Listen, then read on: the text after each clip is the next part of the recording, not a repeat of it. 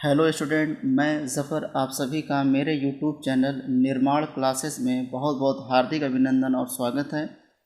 हम video part first देख चुके हैं संख्या पद्धति का, जिसमें हम संख्याओं के वर्गीकरण से संबंधित जितने आपके डाउट्स थे वो सभी क्लियर हो गए होंगे। तो आइए आज उस पर हम परिमेय और अपरिमेय और डेसिमल टू बाइनरी और बाइनरी टू डेसिमल में किस तरह से कन्वर्ज़न होता है, तो हम इस पर आज हम चर्चा करेंगे। तो जिन्होंने मेरा पार्ट फर्स्ट नहीं देखा है वो पार्ट फर्स्ट पहले देख लें, ताकि जब इस पार्ट सेकंड में उनको उससे संबंधित जब प्रश्न कराया जाए तो आपके सभी के सभी डाउट्स क्या रहें, क्लियर रहें। ओके स्टूडेंट, तो आइए वीडियो शुरू करते हैं। और पहले हम शुरू करते हैं परिमेय और अपरिमेय संख्याओं के नियम से। तो देखते हैं इसमें क्या कह रहा है कि रूल फर्स्ट ये कहता है कि दो परिमेय संख्याओं का जो योग होता है वो भी कैसा होता है, परिमेय होता है। कैसे? अगर 1/2 और 1/3 को अगर हम जोड़ दें तो क्या मिलेगा, हमको एक परिमेय संख्या मिलेगी। ठीक है, 5/6 क्या चीज़ है, एक परिमेय है। दूसरी चीज़ क्या कहता है कि दो परिमेय संख्याओं का जो गुणा होता है वो भी क्या होता है, एक परिमेय संख्या होती है। कैसे? अगर 1/2 का मल्टीप्लाई अगर 1/3 से कर देंगे तो क्या निकलेगा, 1/6। आपको पता है कि परिमेय संख्या क्या होती है, जो कि P/Q के रूप में लिखी जा सकती है। और P/Q क्या है, एक पूर्णांक होता है। तो आप देखते हैं कि एक भी पूर्णांक में आता है, 6 भी आता है। अच्छा, देखते हैं तीसरा नियम क्या कहता है। ये कह रहा है कि दो अपरिमेय संख्याओं का जो योग होता है हमेशा क्या होता है, एक अपरिमेय नहीं होता है हमेशा। तो कैसे? जैसे √2 + √2 दोनों क्या है, एक अपरिमेय संख्या, जब जोड़ेंगे तो क्या मिलेगा, एक अपरिमेय। लेकिन ये कह रहा है कि ऐसा कोई ज़रूरी नहीं है कि जब भी हम योग करें तो एक अपरिमेय संख्या ही मिले। कैसे? अगर 2 + 2 करड़ी में 5 फिर प्लस और -2 करड़ी में 5 को अगर जोड़ेंगे तो ये माइनस से माइनस ख़त्म हो जाएगा, क्या निकलेगा, सिर्फ 2। 2 क्या है, एक परिमेय। इसी चीज़ को आगे समझा रहा है कि दो अपरिमेय संख्याओं का जो गुणा होता है, मल्टीप्लाई, हमेशा क्या होता है, ये भी अपरिमेय नहीं होता है। तो जैसे करड़ी में 2 गुणे करड़ी में 3 तो क्या निकलेगा, करड़ी में 6। तो ये क्या चीज़ है, अपरिमेय तो होगा। लेकिन अगर हम देखें करड़ी में 2 गुणे 2 करड़ी में 2 तो ये क्या हो जाएगा, जैसे हम इसको इस तरह से कर देते हैं समझाने के लिए। तो करड़ी में 2 गुणे 2 करड़ी में 2 क्या निकलेगा, 4। 4 क्या है, एक परिमेय संख्या है। आइए कुछ संबंधित इससे कुछ प्रश्न देख लेते हैं जो एग्जामों में पूछे गए हैं। देखिए, पहले समझिए प्रश्नों को। देखिए, विभिन्न परीक्षाओं में ये परिमेय और अपरिमेय से पूछे गए कुछ प्रश्न हैं। टेट, सुपर टेट, रेलवे, लेखपाल वगैरह में अक्सर करके पूछे जाते हैं। ये कॉन्सेप्चुअल जो है ये आपके बेसिक हैं। आइए पहले प्रश्न से स्टार्ट करते हैं। ये कह रहा है कि अपरिमेय संख्या का दार्शनिक विस्तार यानी दशमलव के बाद के जो विस्तार होता है वो क्या होता है। अब ऑप्शन दिया है असीमित आवर्ती। देखिए, हिंदी में अगर समझने में कोई दिक्कत हो रही हो तो मैं इसको जो इंग्लिश में भी कन्वर्ट किया हूँ, आप दोनों को मिला करके समझ सकते हैं। तो नॉन टर्मिनेट रिपीटिंग, असीमित अनावर्त यानी नॉन टर्मिनेट और नॉन रिपीटिंग, और सीमित यानी टर्मिनेट, और ये जो है नन, मतलब इनमें से कोई नहीं। तो इसका जो राइट आंसर होगा वो क्या होगा, बी। कैसे होगा, देखिए यहाँ पे मैं दशमलव भिन्न को समझाने के लिए यहाँ पे लिखा हूँ। आप इसका चाहे तो स्क्रीनशॉट ले सकते हैं। कैसे? देखिए, दशमलव भिन्न को 2 भागों में बांटा गया, शांत दशमलव और अशांत दशमलव। यानी जो टर्मिनेट हो जाता है, जैसे कि 1/2 0.5, देखिए इसके बाद से वो संख्या आगे नहीं बढ़ रही है, यहीं पे ख़त्म हो गई, तो उसको क्या बोलते हैं, शांत दशमलव। 1/4 को अगर भाग देंगे तो कितना हो जाएगा, दशमलव में 0.25। देखिए इसके बाद कोई संख्या नहीं, तो इसी को क्या बोलते हैं, शांत दशमलव, यानी टर्मिनेट होने वाली। अशांत दशमलव, देखिए इसको भी 2 भाग में बांट दिया गया है समझाने के लिए। कैसे? एक आवर्ती होता है, आवर्ती को हिंदी इंग्लिश में बोलते हैं रिकरिंग। जैसे 1/3 जो अपने आप को बार बार एक निश्चित पैटर्न पर क्या करता है, दोहराता है। जैसे 0.333 तो हमने क्या कर दिया, एक आवर्ती का रूप बना दिया। जैसे यहाँ पे देखिए दशमलव के बाद 1 2 1 2, ये क्या कर रहा है, अपने आप को दोहरा रहा है। तो इसके ऊपर क्या लिख दिया हमने, 1 2 के ऊपर बार। उसके बाद देखिए 1 2, फिर देखिए 183 183, अपने आप को एक निश्चित पैटर्न के बाद क्या कर रहा है, दोहरा रहा। तो ये क्या चीज़ हो गया, नॉन टर्मिनेट रिकरिंग, यानी अशांत दशमलव आवर्ती संख्या। इसके बाद देखिए, तो याद रखिएगा ये जो यहाँ से लेकर के पूरी की पूरी ये पूरी संख्या, याद रखिएगा स्टूडेंट, ये क्या होगी, आपकी परिमेय संख्या होगी। पूरे डाउट्स एकदम क्लियर कर लीजिए ताकि आपको आने वाले जितने भी एग्ज़ाम है उसमें आपको बड़ा हेल्प करेगा ये। अब देखिए नॉन टर्मिनेट और नॉन रिकरिंग, यही था सवाल उसमें। तो जितने भी ऐसे जो कि आसान दशमलव हो लेकिन अपने आप को दोहराए नहीं, नॉन रिकरिंग, अपने आप को एक निश्चित पैटर्न के बाद दोहरा ना पाएँ, ऐसे को क्या बोलेंगे हम? अशांत अनावर्ती संख्या। तो देखिए ये जो चीज़ आपको दिखाई दे रही है, इसके बाद वाली ये जो चीज़ दिखाई दे रही है, ये आपकी क्या कहलाएगी? अपरिमेय। तो इसी चीज़ को इसमें पूछा जा रहा है कि अपरिमेय संख्या का यानी दशमलव के बाद का जो विस्तारण होगा वो क्या होगा? तो b is the right answer. दो परिमेय संख्या का जोड़ अभी पढ़ाया गया, दो परिमेय संख्या का जोड़ क्या होता है? परिमेय संख्या होती है। तीसरे को देखिए, लिखा हुआ निम्न में से अपरिमेय संख्या। देखिए अपरिमेय छांटना यानी कि ऐसी संख्या जिसका हम स्क्वायर रूट नहीं निकाल सकें, वो क्या कहलाएगी? आपकी अपरिमेय संख्या। कैसे? देखिए करड़ी के अंदर लिखा हुआ जैसे 40 96, अगर हम इसको तोड़ेंगे तो ये होता है किसका? 64 का स्क्वायर। अब 64 का स्क्वायर का मतलब हम कितना लिख सकते हैं? 64 को 2 की पावर 6, इसका मतलब 2 की पावर 12। तो देखिए 3 मल्टीपल होता है 12 का, तो इसका मतलब करड़ी से 12 हो सकता है। 4 भी 12 का मल्टीपल होता है लेकिन 8 नहीं होता है, तो हमारा सी इज़ द राइट आंसर। अच्छा देखिए 6 6 दूनी 12, ये भी मल्टीपल होता है, यानी कि ए बी और डी ये तीनों जो होंगी परिमेय संख्या होगी, बट सी नहीं होगी। आई होप आपके समझ में आ गया होगा। अच्छा देखते हैं इसको है, ये क्या कह रहा है? करड़ी के ऊपर, करड़ी के अंदर 2 है, फिर उसके पावर करड़ी में 2 है, फिर उसके ही पावर करड़ी में 2 है। तो ये पूछ रहा है कि निम्न में से इन सारी चारों में से क्या होगा? तो देखिए इसको समझने के लिए आप क्या करेंगे?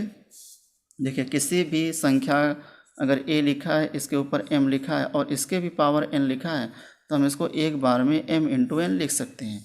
तो वही प्रोसीजर इसके साथ भी करेंगे, करड़ी में 2 और इसके ऊपर भी करड़ी में 2, तो हम एक साथ में लिख सकते हैं करड़ी में 2 मल्टीप्लाई करड़ी में 2।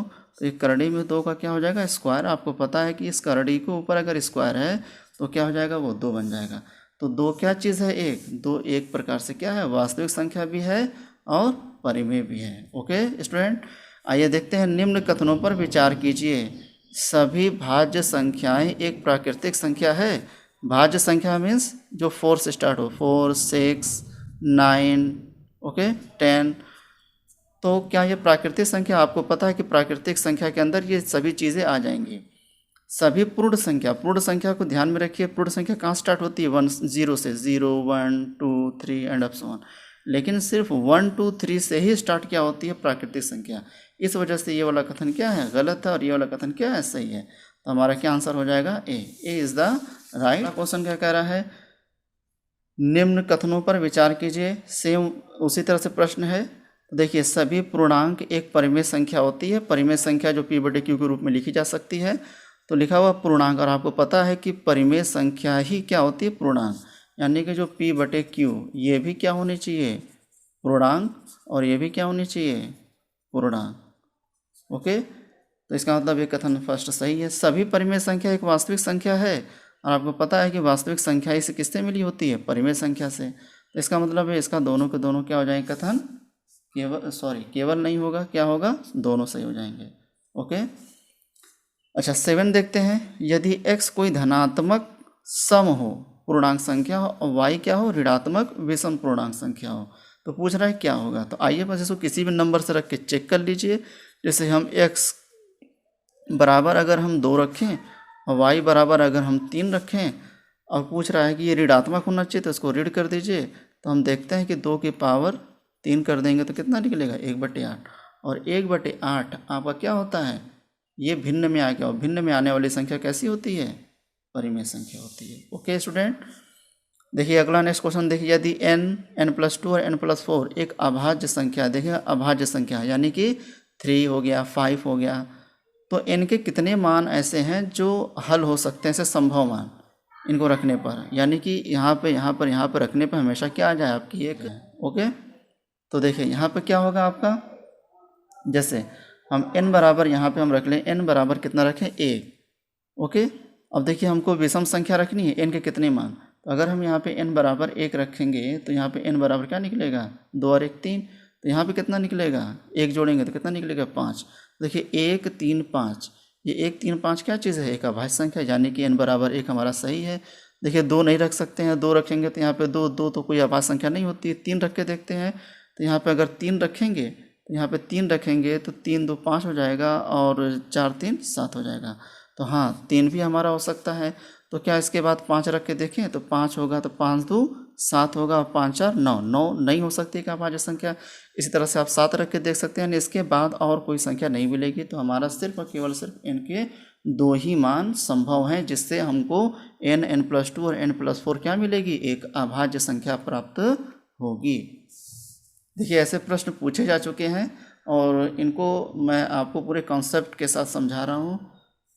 तो देखिए अगला देखते हैं, नवा क्वेश्चन क्या कर रहा है कि यदि PQR अभाज्य संख्याएं हैं, PQR अभाज्य संख्या, फिर से वही बात आ गई, हमको ध्यान में रखना कि PQR क्या है, एक अभाज्य संख्या इस प्रकार से है कि PQR क्या चीज़ है, वो छोटा है। ओके, तो PQR छोटा है तो इसका मतलब है कितना छोटा है, 13 से। तो इसका मतलब है पहले हम देख लें कि PQR वो संख्या जो 13 से छोटी हो सकती है, यानी कि अभाज्य संख्या वो हो जाएगी 3 5 7 ओके 11। अब 11 के बाद कोई संख्या जो हम आगे नहीं ले सकते हैं। तो 13 से मतलब ये है कि 3 हो गया, 5 7 11। तो देखते हैं यहाँ से जो है आपका 2, यानी कि 2 3 5 7 11 जो कि 13 से छोटी है, और हमको इनको जोड़ करके क्या बनाना है, एक अभाज्य संख्या बनाना है। तो देखिए इसमें जो मेरे ख्याल से बनेगा वो क्या बनेगा, आपका 5 जोड़ेंगे, 7 जोड़ेंगे और 11 जोड़ेंगे तो क्या निकलेगा, 23, और फिर जोड़ेंगे 3 + 5 + 11 तो क्या निकलेगा, 19। बाकी और किसी भी संख्या को आप जोड़ेंगे तो कोई भी संख्या से जो अभाज्य संख्या प्राप्त नहीं हो सकती। इसका मतलब है b is the right answer. अच्छा देखते हैं यहाँ पर अगला जो क्वेश्चन कह रहा है कि यदि n² - 33, n² - 31 और n² - 29 तीनों क्या होनी चाहिए, अभाज्य संख्याएं शो करनी चाहिए। तो इनके कितने मान संभव हो सकते हैं। तो देखिए इनके मान कितने संभव हो सकते हैं, पहले ही प्रश्न से हम देखते हैं। यहाँ पर 33 से यानी कोई बड़ी संख्या होना चाहिए, यानी n = 6 होना चाहिए। तो हम चेक करें n² - 33, तो n² मतलब 6 का स्क्वायर कितना, 36 में से 33 जाएगा तो क्या होगा, 3। उसी तरह से n² - 31, तो 36 - 31 क्या हो जाएगा यहाँ से, 5। उसी तरह से n² - 29, तो 36 में से 29 तो कितना आ जाएगा, 7। ये तीनों के तीनों क्या हो जाएंगे, अभाज्य संख्या हो जाएंगे।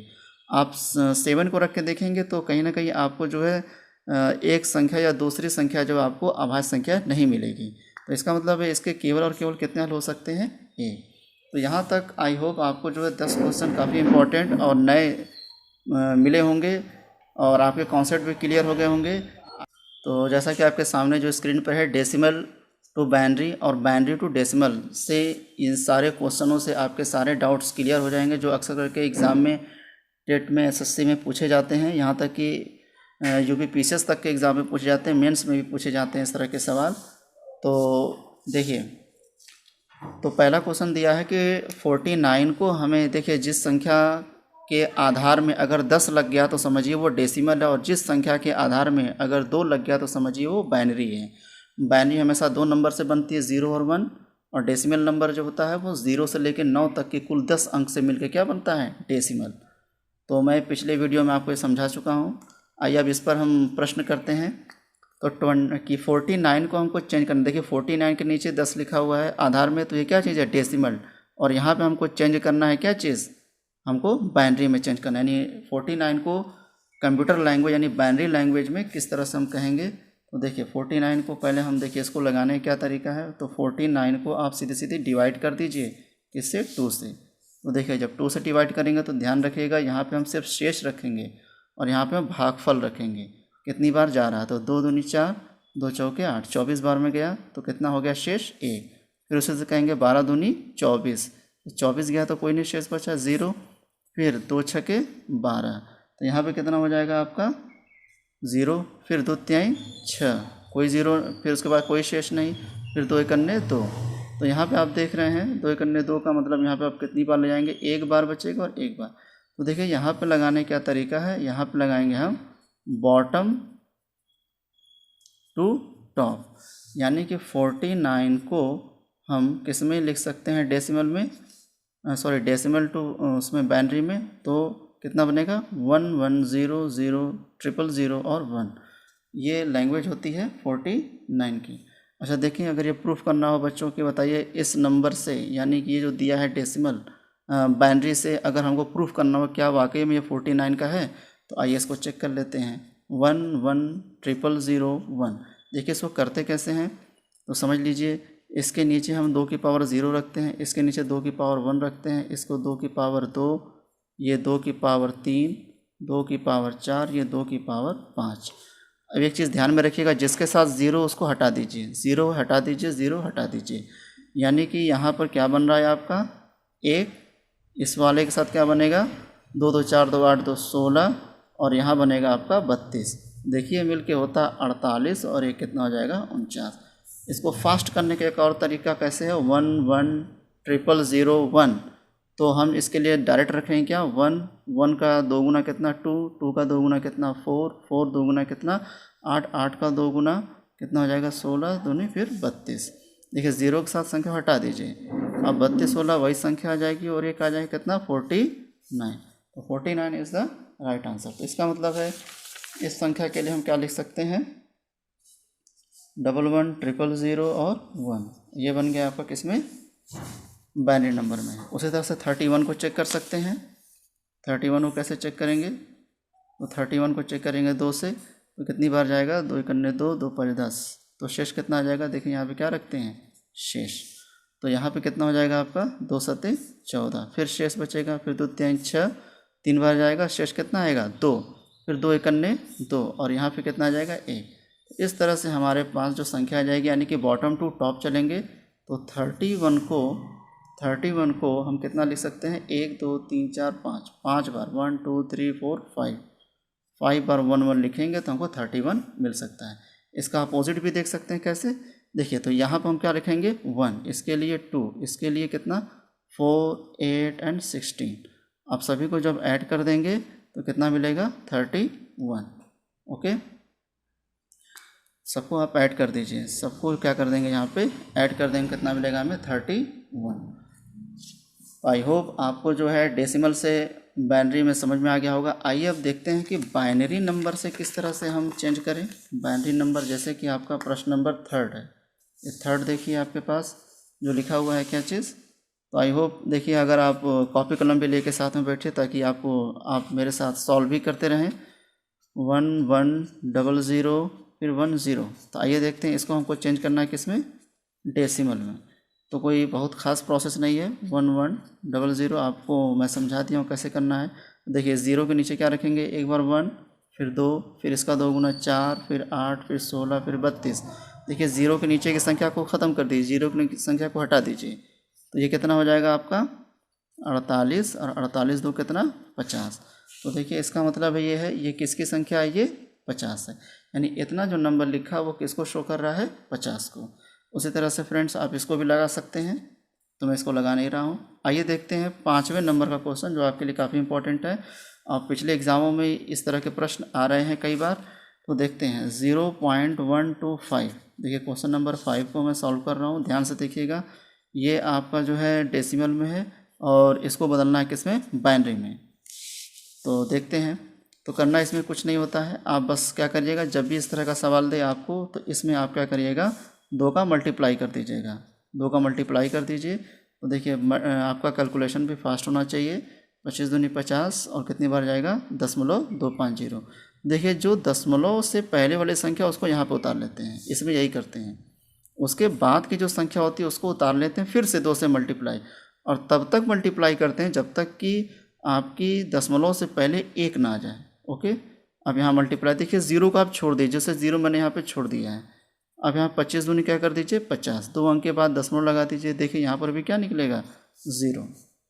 ओके, फिर बच गया 5, तो 0.5 में फिर देखिए 0 को छोड़ दीजिए, कोई इसका मतलब नहीं है। अब आइए अब इसमें मल्टीप्लाई करिए, तो 0.5 का मल्टीप्लाई करेंगे तो 1.0 कुछ समथिंग मिलेगा, तो यहाँ पर रखिए 1। अब इसमें क्या करते हैं पॉइंट वाले में कि हम जो है अब जो इसमें है कि टॉप टू बॉटम चलते हैं, यानी जो ऊपर से संख्या आ रही है उसको लेते हैं, यानी कि तब इसका वैल्यू कितना हो जाएगा 001। लेकिन यहाँ पर दशमलव लगा दीजिएगा और ये हो जाएगा इसमें, यानी कि आप जो इसको लिखे हुए हैं 0.125, इसको हम कितना लिख सकते हैं 0.001। ये वैल्यू होती है किसकी 0.125 की। आपको चेक करना हो कि सर क्या वाकई में इसका होता ये है, तो आइए इसको हम चेक भी कर लेते हैं, इसको प्रूफ भी कर देते हैं। जैसे क्या लिखा हुआ 0.001, और इसको चेक करना है हमें किस में, डेसिमल में। तो इसके लिए देखिए करते क्या है, यहाँ पे आप पहले इसको बना लीजिए। बनाने के बाद यहाँ से इस वाली संख्या को लिखिए 1/2, उसके बाद से इस वाली संख्या प्लस कर दीजिए, फिर 1/2 की पावर 2, फिर इसके लिख दीजिए 1/1 की पावर कितना हो जाएगा 3। तो देखिए ज़ीरो वाली संख्या जो साथ में, इसको हटा दीजिए, ज़ीरो हटा दीजिए, यानी ये जो वैल्यू है कितना 1/8। और आपको पता है कि जब भी हम 1/8 को भाग देते हैं तो कितना आता है 0.125, ये इसकी वैल्यू है। आप इसको भली भांति जानते भी होंगे। आइए नेक्स्ट क्वेश्चन की ओर बढ़ते हैं। 58 पॉइंट देखिए 6 नंबर का क्वेश्चन, आप भी साथ में जो है प्रैक्टिस करते रहिए। देखिए इसमें जो है इसको भी सॉल्व कर देते हैं, सॉल्व करके बताते हैं, देखिए इसको कैसे लगेगा। 6 नंबर का क्वेश्चन क्या है, 58.6562 और इसको हमें चेंज करना है किसमें, बाइनरी में। ओके, तो आपको पता है कि 58 को हम कैसे लिख सकते हैं। पहले 58 तो बिल्कुल आसान है, 58 को हम 2 से भाग देते चले जाएंगे, तो यहाँ पे हो जाएगा 29 बच जाएगा, कोई ज़ीरो नहीं बचेगा। फिर उसके बाद से करेंगे तो 14 दूनी 28, यानी शेष आएगा 1 आएगा। यहाँ पे क्या रखते हैं, शेष, सिर्फ 40 अभी 58 का निकाल रहे हैं। उसके बाद से देखिए 2 7 14, 7 बार जाएगा, तो यहाँ पे कितना आ जाएगा, शेष 0। फिर यहाँ पे रखेंगे हम कितना, 2 3 6, फिर कितना आ जाएगा 6, मतलब कि 7 के नीचे 6 आया होगा तो शेष कितना आया होगा 1। फिर यहाँ पे अब 2 बार, तो 1 अन्य 2, 1 अन्य 2, और यहाँ पे इतना। अब यहाँ पे बॉटम टू टॉप चलेंगे, यानी कि 58 को हम कितना लिख सकते हैं, कितना लिख सकते हैं 111, फिर कितना है 010। ये वैल्यू सिर्फ 58 की आई है। अभी हमको किसका प्रूफ करना है, 0.6। अभी देखिए इसका पॉइंट, तो इसको क्या करते हैं, गुणा कर देते हैं। इसको गुणा कर दीजिए, किससे गुणा करेंगे, 2 से। तो देखिए मल्टीप्लिकेशन आपकी फास्ट हो। देखिए 25 दूनी कितना हो जाएगा, यहाँ पे 50 हो जाएगा। आप इसको मल्टीप्लाई करेंगे, 6 दूनी 12, 80 लगा 1, 5 दूनी 10 और 1 11, फिर 6 दूनी 12 और 1 13। देखिए यहाँ पर 3 और 2 5 अंक के बाद, तो 3 2 5 अंक के बाद क्या लगा, दशमलव। आपको पता है कि दशमलव से पहले वाली संख्या को यहाँ पे क्या करते हैं, उतार लीजिए। उसके बाद की संख्या फिर दशमलव को उतार लीजिए, 0.31250, और यहाँ मल्टीप्लाई कर दीजिए 2 से, तो हमारे पास कुछ आएगा कितना, इतना आएगा 0.6250। तो यहाँ पर इसके पहले क्या लिख देंगे, 0। अब फिर इतनी संख्या को आप ले आओ, दशमलव वो 0 को आप छोड़ दीजिए। अब कितने देते हैं, 0.62 मल्टीप्लाई बाई 2, तो फिर इसको मल्टीप्लाई करेंगे तो हमारे पास कुछ आएगा 1.250। आप मल्टीप्लाई भी कर लीजिएगा। तो यहाँ पर जो हमारे पास 1 आ रहा है उसको उतार लेंगे यहाँ पे, बाकी संख्या को हम फिर अगेन मल्टीप्लाई करेंगे किससे, 2 से। तो 25 2 बार मल्टीप्लाई होगा तो कितना हो जाता है 50। हम फिर इसको यहाँ वाला 0 उतार लेंगे। अब जब तक हम करेंगे जब तक कि हमें 1 ना मिल जाए दशमलव से पहले। अब 0.5 का मल्टीप्लाई कर दीजिए, 0 को आप छोड़ दीजिए, उससे कोई मतलब नहीं है। अब 1.0 हो जाएगा, तो अब इस 1 को उतार लीजिए।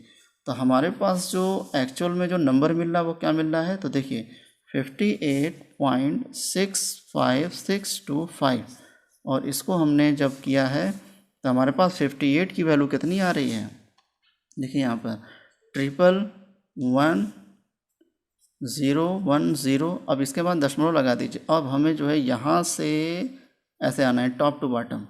इसके लिए क्या करते थे, बॉटम टू टॉप, और दशमलव वाली संख्या के लिए क्या करते हैं, टॉप टू बॉटम। तो यहाँ पर क्या हो जाएगा आपका 101 फिर 01।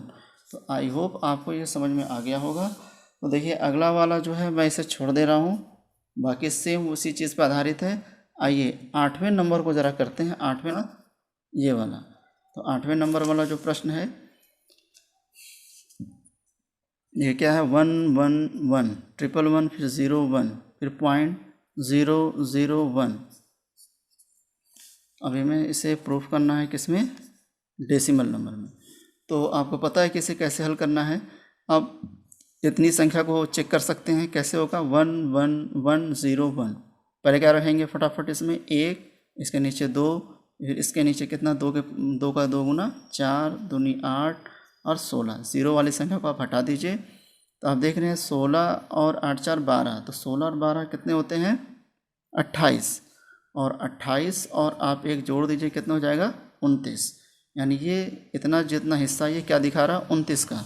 अब आइए ज़रा इसको चेक करते हैं 0.001 को, और आपको बताया था कि इसके नीचे लिखते हैं 1/2 प्लस करिए 1/2 की पावर 2 और फिर प्लस करिए 1/2 की पावर 3। तो इस तरह से ज़ीरो वाली वैल्यू को आप हटा दीजिए, बचे कितना 1/8, और 1/8 को दशमलव में कितना लिखते हैं 125। ओके, तो यानी कि इतनी वैल्यू आपकी कितनी हो जाएगी 29.125। ओके, आई होप कि आपको चीज़ें समझ में आ रही होंगी। और बाकी देखिए, जो मैं ये जो चीज़ छोड़ा हूँ आपको, ये होमवर्क के लिए है। आप होमवर्क के लिए इसे जो है प्रैक्टिस में करिएगा। जो चीज़ें नहीं आपके समझ में आ रही हैं आप बिल्कुल उसे कमेंट बॉक्स में कर दीजिएगा कि सर ये चीज़ें नहीं समझ में आई है, तो मैं उसे अगले वीडियो में ज़रूर समझाऊँगा। आपको जैसे वीडियो लगी होगी, उम्मीद करता हूँ कि आपको वीडियो काफ़ी पसंद आई होगी। तो आई होप आप इसे ज़्यादा ज़्यादा शेयर कर दीजिए, और अगर अच्छी लगी वीडियो तो ज़्यादातर इसे आप सब्सक्राइब कर दीजिए और शेयर करवा दीजिए। ओके फ्रेंड्स, जय हिंद।